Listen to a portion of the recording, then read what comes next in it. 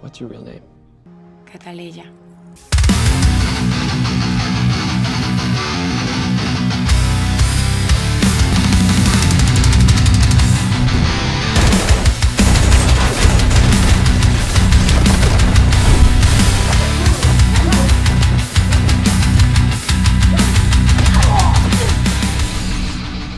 Ikuti perjalanan seorang gadis kecil yang malang, yang orang tuanya dihabisi di depannya. Menahan sedih, marah, dan dendam selama 15 tahun. Terpaksa melarikan diri dari negaranya sendiri, mengorbankan masa kecil dan remajanya. Berlatih dan berjuang menjadi asasin yang berbahaya. Hidup ini hanyalah untuk memburu mereka yang telah merenggut semuanya. Tanpa lama-lama, yuk kita gaskan!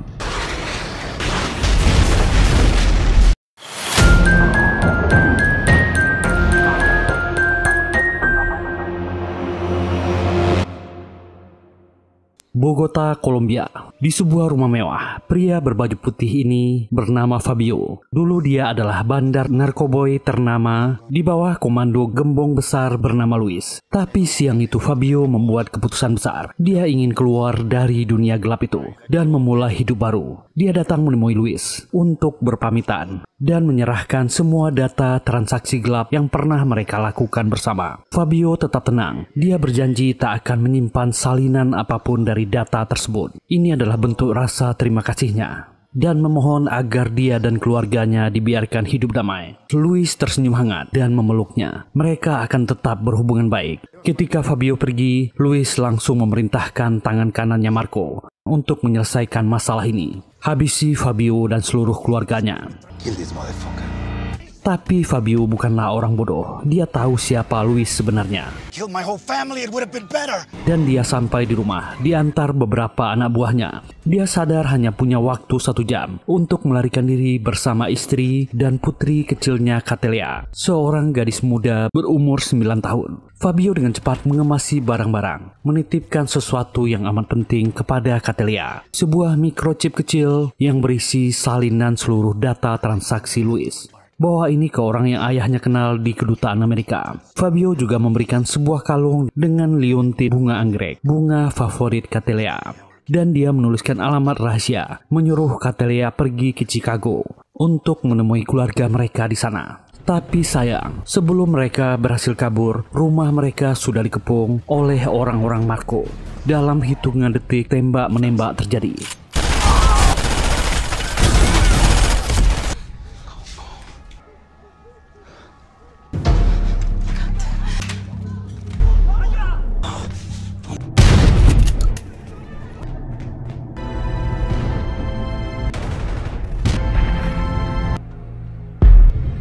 Fabio dan istrinya tumbang.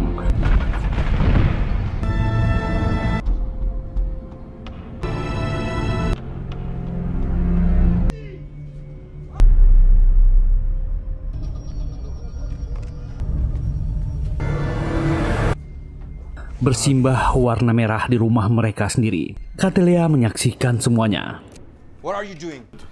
Marco menahan anak buahnya yang ingin menghabisi Catelea, menyuruhnya pergi. Di matanya, Catelea hanyalah bocah kecil, tak akan menjadi ancaman. Marco duduk di depannya, menatap Catelea, dan bertanya di mana microchip yang disembunyikan ayahnya. Catelea tak mengucapkan sepatah kata pun. Marco berusaha membuat Catelea paham agar dia menyerahkan apa yang ayahnya titipkan. Tapi gadis ini tetap diam, mengambil sesuatu di bawah meja dan melakukannya. Marco berteriak sakitan. Catelea langsung kabur. Semua anak buah Marco kaget, tak menyangka seorang anak sekecil itu bisa melakukannya.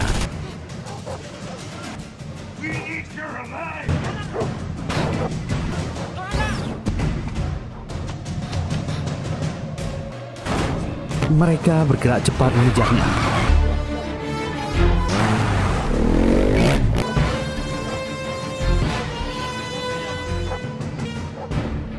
Catelea berlari.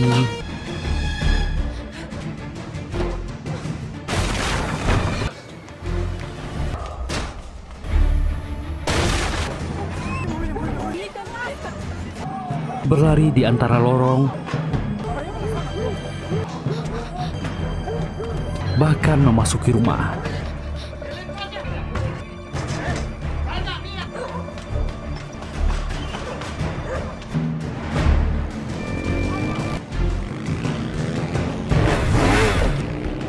dan kejar-kejaran panjang itu dimulai.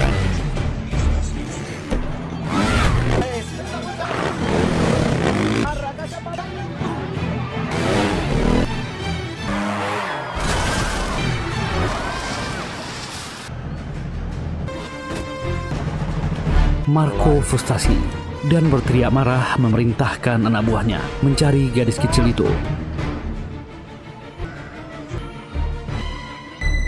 Perburuan pun dimulai.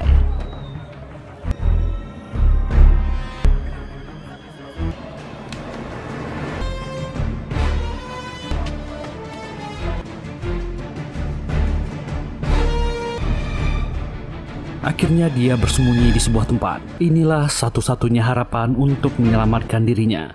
Menunggu waktu yang tepat dan keluar dari persembunyiannya. Tapi pasukan Marco masih siaga. Catelea kembali berlari dan ditemukan. Dia berhasil masuk ke saluran air bawah kota.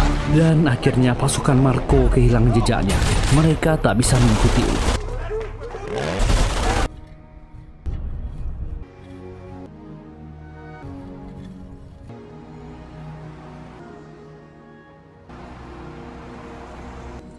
Akhirnya gadis kecil itu keluar dari tepi jalan raya. Dia basah, lelah, tapi tetap selamat. Mengingat pesan ayahnya, Catelea langsung menuju kantor kedutaan, mencari pria bernama John. Awalnya John bingung dengan kedatangan bocah Kolombia ini, yang tampak diam, dan bertanya apa maunya. Catelea mengatakan dia punya sesuatu untuknya, mengorek kerongkongannya dan memuntahkan sesuatu. Wajah John langsung berubah. Ini bukan benda biasa, dan dia memeriksa isinya di komputer. Informasi yang sangat penting dan berbahaya. John segera mengatur keberangkatan Catelea ke Miami dan mengurus proses pembuatan paspor. Seorang wanita dari kedutaan ditugaskan mendampingi Catelea. Dia diberi pakaian bersih, uang saku, dan diminta tetap tenang. Pesawat pun berangkat, dan Catelea berhasil sampai di Miami. Catelea punya rencana sendiri. Sesuai pesan ayahnya, dia akan pergi ke Chicago. Dengan kecerdikannya, Catelea berpura-pura ke kamar mandi dan wanita ini memeriksanya. Catelea sudah lolos. Hello, young lady. Where are we wanting to... Catelea menuju terminal bus, berbaur dengan keramaian. Dengan uang saku yang diberikan kedutaan, dia membeli tiket menuju Chicago. Sebuah perjalanan panjang yang menjadi awal dari takdir barunya. Setibanya di Chicago, Catelea menelusuri kota asing itu dengan panduan dan alamat yang ditinggalkan ayahnya. Tubuh kecilnya berjalan di antara lalu lalang orang dewasa. Di salah satu sudut jalan, seorang pria asing memperhatikannya. Catelea menunjukkan tulisan di kertas. Pria itu segera bergerak dan masuk ke sebuah kontainer. Di dalam, seorang pria sedang menghukum anak buahnya yang sedang berkhianat. Pukulan demi pukulan dia lakukan. Orang ini berusaha bicara dengannya. Emilio akhirnya berhenti. Ada seorang anak bernama Catelea yang mencarinya. Semua kemarahannya sirna. Dia segera bergerak. Emilio tahu jika Catelea seorang diri, berarti keluarganya di Kolombia telah tiada. Emilio menyambut gadis kecil itu dengan tatapan sedih. Dan memeluknya. Dia melihat sosok keponakan kecil dengan bayang masa lalu yang dipenuhi luka. Dan akhirnya di dalam rumah kecil itu, Catelea menemukan tempat berlindung. Esok harinya, Catelea terbangun di kamar asing. Dindingnya dipenuhi poster olahraga dan foto-foto lama. Dan aroma tercium di dapur. Catelea menuju ke sana. Sosok perempuan tua yang sibuk menyiapkan sarapan. Inilah nenek yang selama ini yang belum pernah dia temui. Catelea tahu bahwa kamar yang dia tempati punya pemiliknya. Dan bertanya ke pamannya, itu kamar siapa? Whose room did I sleep? Emilio menjadi sedih. Itu milik sepupunya dan dia sudah meninggal. Seorang sepupu yang tak pernah dia temui. Neneknya menyambut Catelea dengan hangat. Air mata mengalir saat menatap wajah cucunya. Wajah itu sangat mirip dengan putrinya, ibu Catelea yang telah meninggal. Dan sejak saat itu, rumah itu menjadi tempat tinggalnya. Tapi ada sesuatu yang merubah kepribadian gadis kecil ini. Tragedi yang merenggut keluarganya menyisakan luka yang tak bisa disembuhkan. Dia menyimpan tekad di balik matanya, dendam yang tak akan pernah padam. Sejak hari itu, Catelea menyimpan hasrat. Dia ingin menjadi asasin. I want to be a killer. Bukan untuk uang, tapi untuk menuntaskan dendam atas tragedi yang telah merenggut keluarganya. Pamannya Emilio awalnya berharap Catelea bisa tumbuh normal seperti gadis pada umumnya. Dia merasa bingung mendengar keinginan keponakannya itu. Emilio pun mendaftarkan Catelea ke salah satu sekolah favorit di Chicago dan memberikan uang kepada kepala sekolah karena sudah pertengahan semester. Dan saat mereka pulang, Catelea tak tertarik pada bangku sekolah. Dia berkata ke pamannya, I told you what I want. dia ingin menjadi asasin, bertarung dan ingin dilatih menjadi kesatria, seperti komik Senna yang dibacanya. Emilio tiba-tiba menembakkan senjatanya.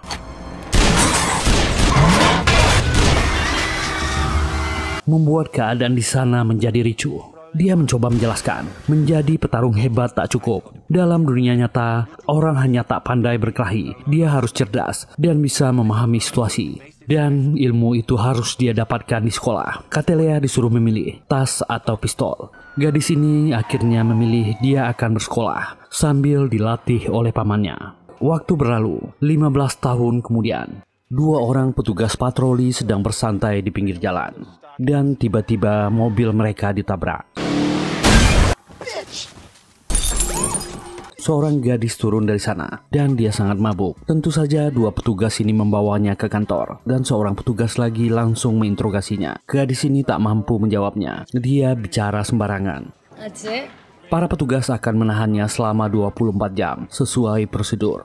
Dan di waktu yang sama, seorang penjahat kelas kakap bernama Rizzo sedang ditangkap dan dikurung di sel khusus pria yang dijaga ketat. Rizzo adalah salah satu bawahan yang terlibat dalam jaringan narkoboy Luis, orang yang bertanggung jawab atas kematian kedua orang tua Catelea. Malam pun tiba. Ternyata gadis yang mabuk itu adalah Catelea. Dia membuka penyamarannya dan memakai pakaian baru.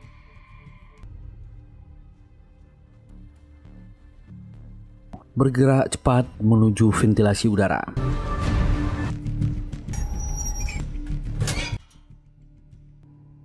Dari sana dia memutus aliran listrik, membuat ventilasi kipas udara mati. Dalam waktu yang singkat, dia harus melewatinya.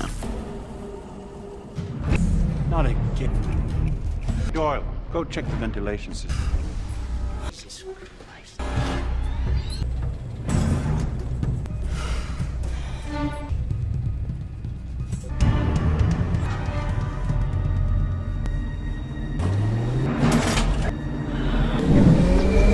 Dan dia berhasil, lalu menyelinap menuju blok sel pria.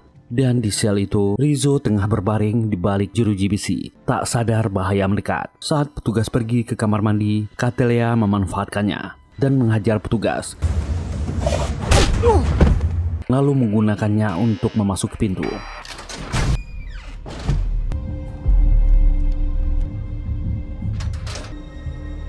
Dan Catelea sudah di dalam sel orang ini. Unbutton your shirt. Peluru menembus tubuhnya.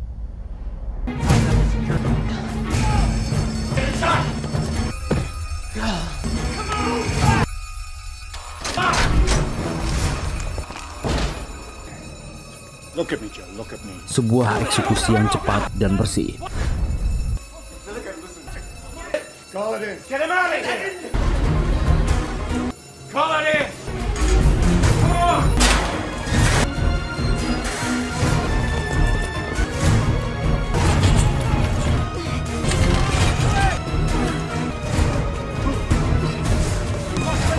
Setelah misinya selesai, Catelea kembali ke selnya dengan cepat.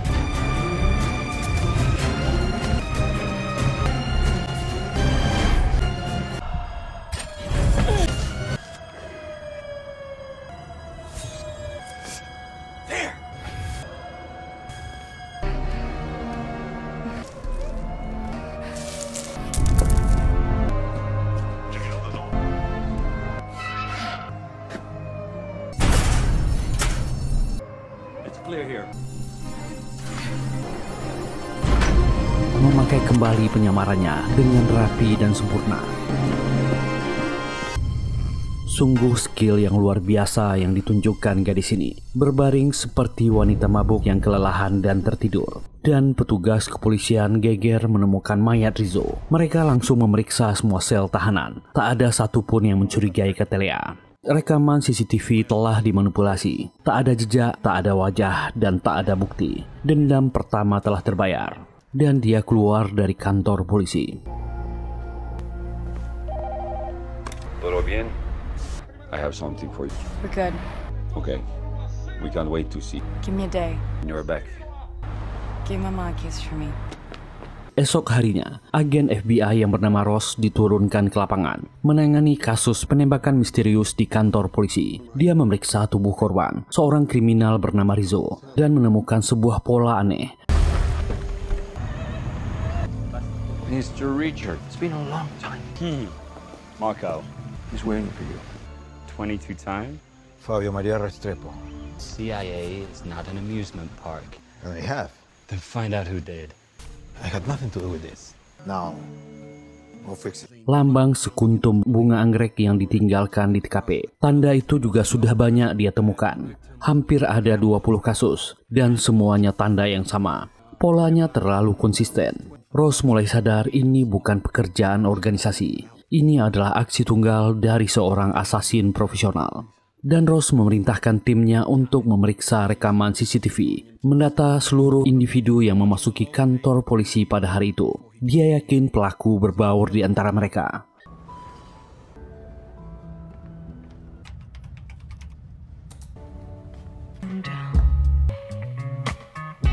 We are all plunging towards our own slide down, deeper down, yeah, deeper.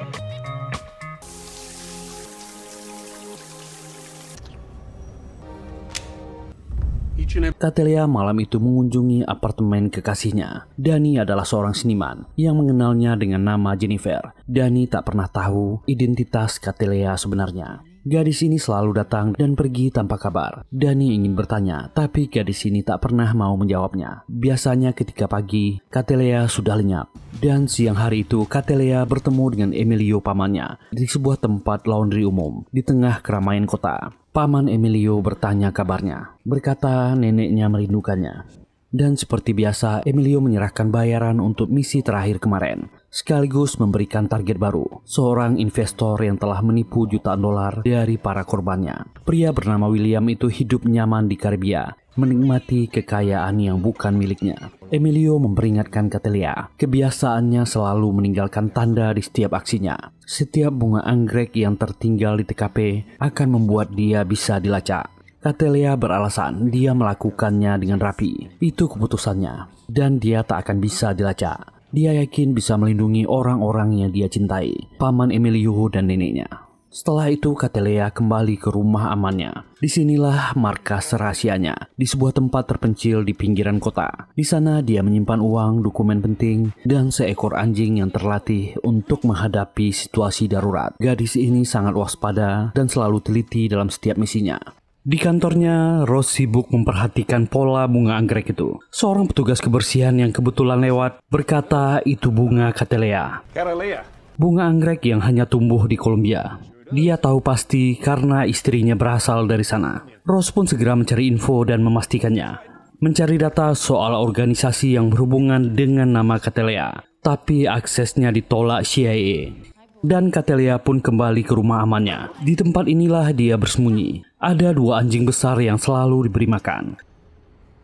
Catelea adalah gadis yang waspada. Tempat ini sebenarnya bengkel, dengan Pak Tua Alberto yang menjaganya. Dan Catelea segera mengambil beberapa paspor. Pulau Karibia, di sebuah villa mewah. Disinilah tempat persembunyian William. Seorang gadis di kolam renang beralaskan kaca tebal. Ada hiu peliharaan di bawahnya. Dan William bersenang-senang dengan beberapa gadis. Malam pun tiba. Rumah itu dijaga banyak pengawal. William berpesan ke pengawalnya, dia jangan diganggu. Pastikan bertugas dengan baik.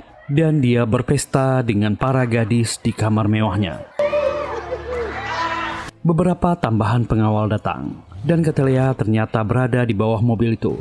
Dia segera keluar dan menyelusup ke dalam. Rumah itu besar dan mewah. Ternyata Catelea masuk lewat kolam kaca, berenang dan membuka salah satu kaca penutup. Catelea menyiapkan senjatanya, dan dia sudah di kamar William. Suara pistol membangunkan orang ini. Badannya sudah dicoret. Ketika William keluar, semua pengawal sudah dihabisi. William turun dengan pistol di tangan. dia sudah di depan kolam renang dan malah berjalan ke tengah, menemukan bunga anggrek di sana. Ada suara yang menyuruhnya berbalik. William menembak, tapi pistolnya kosong. Catelea memuntahkan pelurunya. William memohon, ampuni dia. Dia akan membayarnya 2 kali lipat. Catelea kembali menembak. Karena satu sisi kaca sudah dibuka, orang ini jatuh disambut oleh hiu yang kelaparan.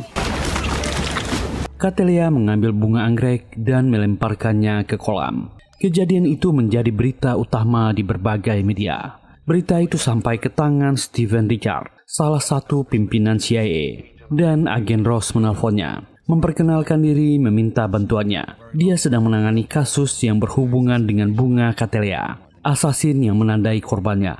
Tapi setiap dia meminta akses, permohonannya ditolak. Richard menolak membantunya. Dia tak bisa memberikan info lewat telepon. Dia memintanya mengajukan permohonan resmi. Sebuah pesawat mendarat di California. Ternyata Richard langsung menghubungi Louis. Orang ini ternyata agen kotor yang berhubungan dengan kartel. Dia telah dihubungi oleh FBI soal kasus asasin yang memakai bunga anggrek. Meminta dia membereskannya segera. Louis sudah di California. Dia yakin ini berhubungan dengan anak Fabio di masa lalu. Louis berkata ke anak buahnya,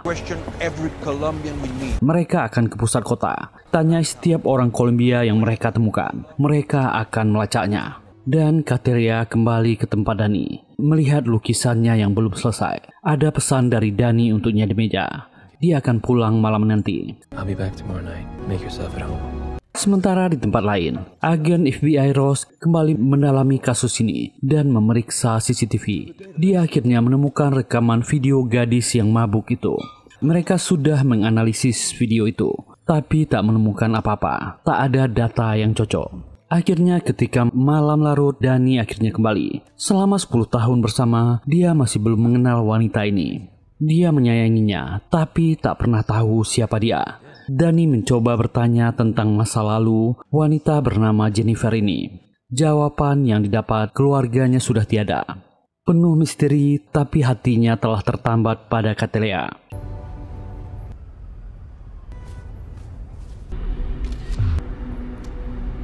Keesokan paginya, Catelea terbangun kesiangan. Dia cepat-cepat berkemas dan ingin segera pergi. Dani menahannya, tapi Catelea buru-buru meninggalkan tempat itu. Tak lama Catelea ternyata menemui paman Emilio di sebuah perpustakaan. Emilio tampak marah. Dia kesal karena Catelea tak mendengarkan peringatannya. Kini tindakannya menjadi berita di mana-mana. Emilio meminta Catelea tak bermain-main. Orang-orang kartel pasti mulai sadar dan mencarinya.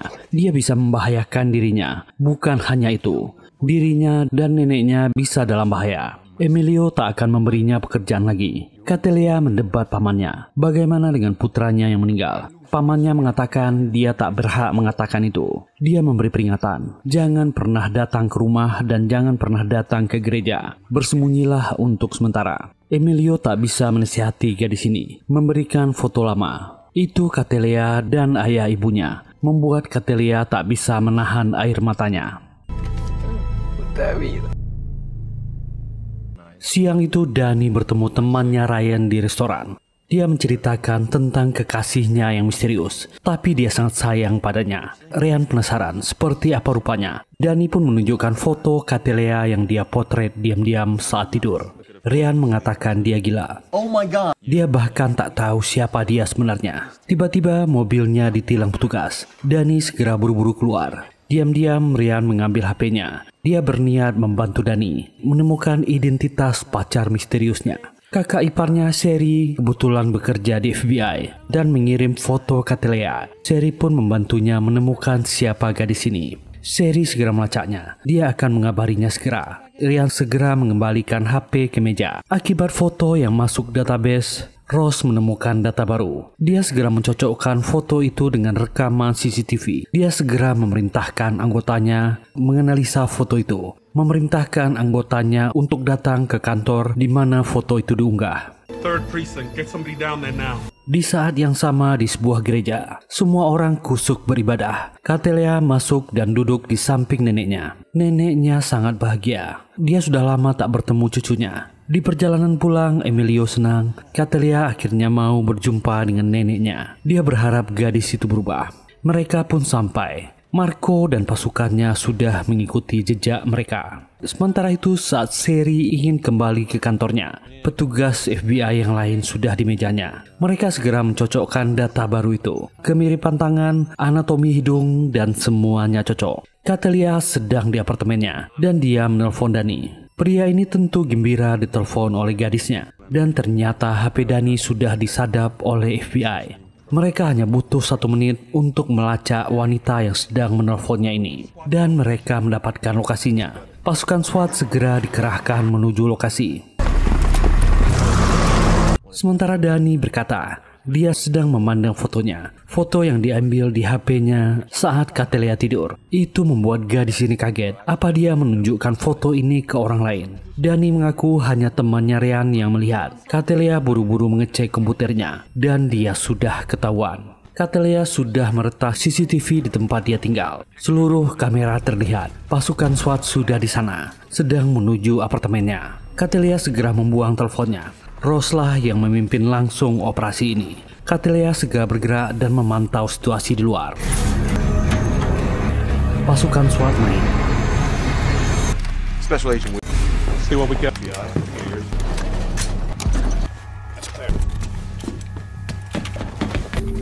Catelea segera berlari keluar dari apartemennya.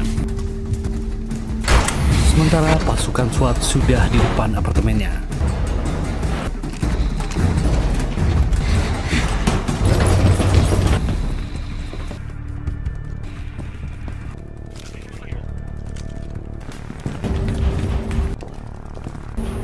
Catelea turun 1 lantai dan masuk ke apartemen di bawahnya. Orang ini ribut dan Catelea terpaksa menghajarnya. Dia langsung menuju ventilasi udara. Semua penghuni apartemen dievakuasi.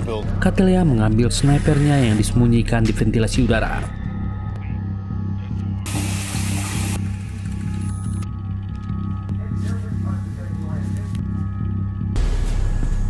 Charles.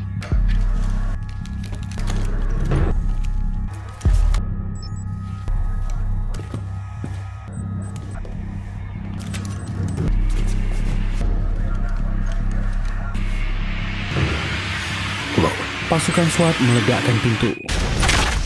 Dan Catelea meledakkan dinding yang menuju ke arah lift. Dan itu di saat yang sama. Rose tak pernah mengira itu adalah 2 ledakan.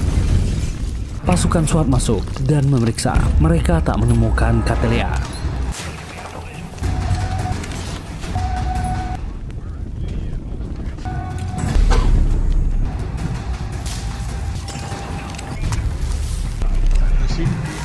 Rose ingin personilnya memblokir gedung. Tak boleh ada yang keluar dari sini. Dan Catelea kabur lewat lift yang rusak.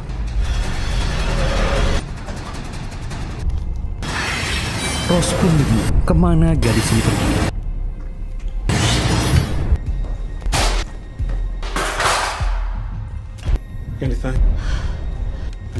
Catelea sudah di parkiran dan menembaki kamera CCTV di sana. Itu membuat para petugas sadar.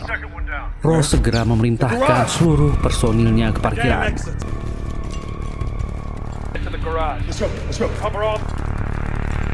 All unit.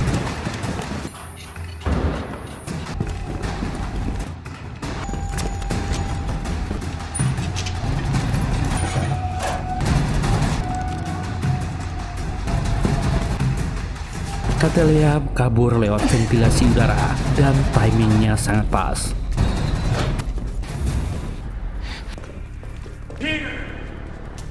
Rose marah, dia kehilangan targetnya.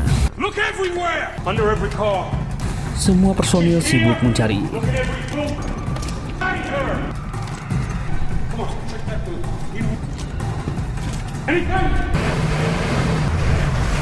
Dan Catelea semakin menjauh. Dia sampai ke ruang amannya dan mengambil beberapa paspor, menutupi snipernya dengan kain. Dan ternyata tempat itu terhubung ke jalur kereta api bawah tanah. Catelea langsung menuju rumah Emilio, dan sesampainya di sana, dia menemukan neneknya sudah meninggal. Air mata tak terbendung. Dia baru sadar dan memanggil pamannya. Dan ternyata Emilio juga meninggal.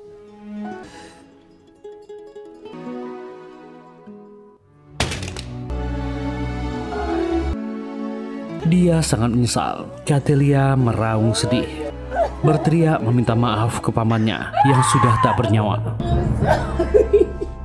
Agen Ross masih kesal dia kehilangan targetnya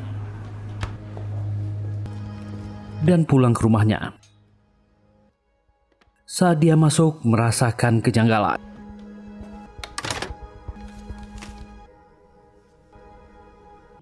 Dan pistol sudah ditodong padanya. Ross tetap tenang. Semua gerakannya di rumah ini sudah direkam. Ternyata Catelea sudah mengamankan semua kamera. Dan kursi yang Ross duduki sudah dipasang bom.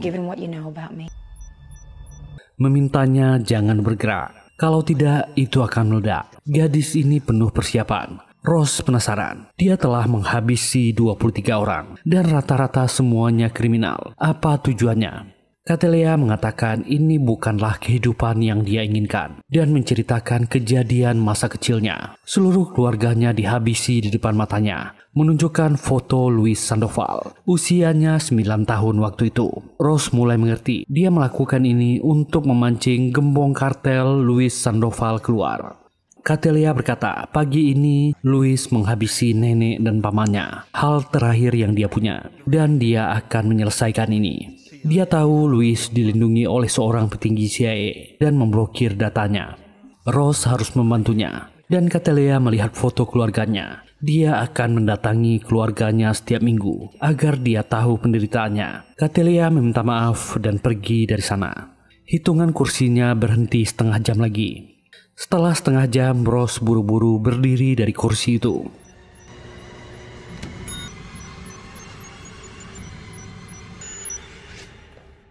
Dan Ross tak punya pilihan. Dia mendatangi petinggi CIA Richard, memintanya membantu. Dia telah bertemu asasin itu. Dia harus menunjukkan lokasi Luis Sandoval. Ross mengatakan keluarganya diancam.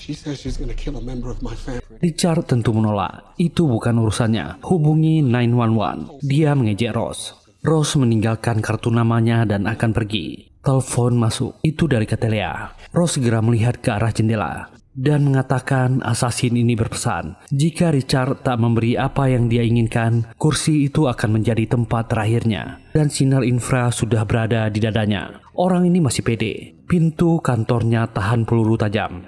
Dan Catelea menembak. Orang ini langsung pucat. Ross berkata dia punya waktu 10 detik. Dan Richard langsung memberikan alamat. Ross pergi dari sana, meninggalkan Richard yang ketakutan. Dan tak lama Catelea segera menyiapkan senjata dan amunisinya. Melihat 2 anjing buas peliharaannya, Catelea membawa mereka. Dengan truk besarnya, Catelea melaju kencang.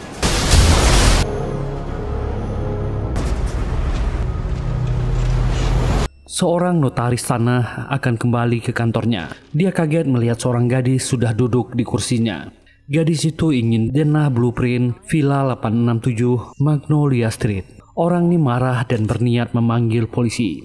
Tapi pistol ditodong. Dia tak punya pilihan. Sementara itu, Luis, Marco, dan puluhan anak buahnya sedang menyusun rencana. Mereka akan mengejar Catelea. Mereka sudah mendapatkan lokasinya. Luis meminta mereka tak boleh gagal. Luis tiba-tiba melihat ada yang terbang. Tempat itu meledak.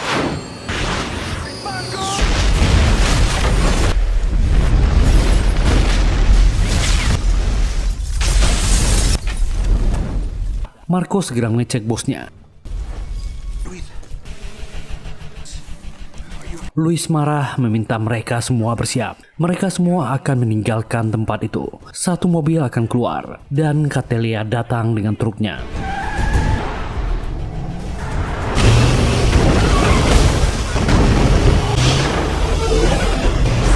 Perang untuk balas dendam itu dimulai.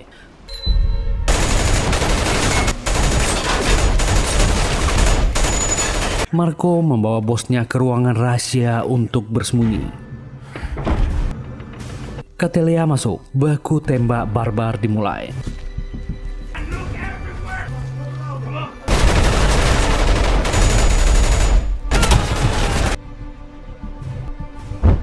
Granat dilempar.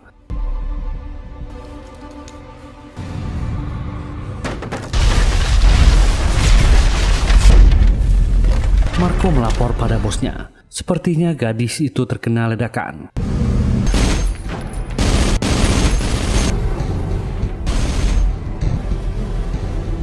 Tapi belum usai, Catelea menembak dari atas.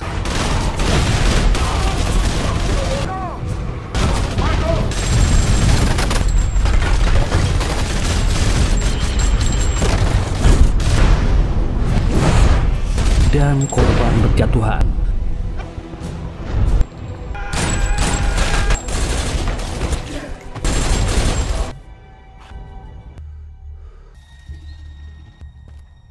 Marco terpaksa melarikan diri ke ruangan lain dan Louis makin panik. Marco bersiap untuk bertarung. Catelea masuk ke ruangan itu. Gadis ini sudah lama menunggu momen ini. We've been waiting for this moment for a very long. Merebut pistolnya.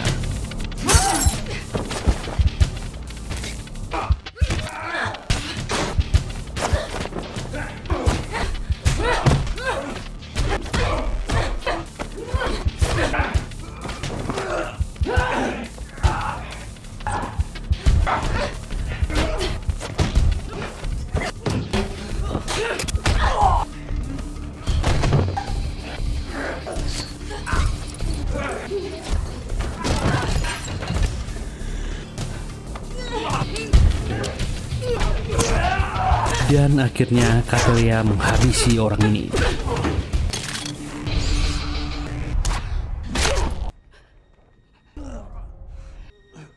Dendam keluarganya yang dihabisi Marco sudah dia selesaikan. Louis tak bisa menunggu. Dia sangat panik. Dia keluar dari ruangan itu, berlari ke parkiran, dan menemukan satu-satunya mobil yang bisa hidup. Dia segera memacunya keluar.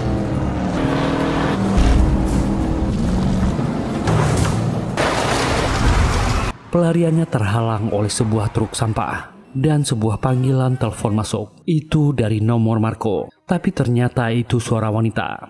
Louis tahu semua anak buahnya sudah dihabisi. Dia mengancam Catelea. Mulai sekarang dialah yang akan memburunya. Dia tak akan pernah lagi menemukan tempatnya bersembunyi. Catelea menjawab, dia sudah berada di tempat yang tepat. Catelea memberi perintah.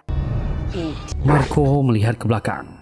Dua anjing ganas menyerang dan menghabisinya. Balas dendam berkarat itu akhirnya selesai.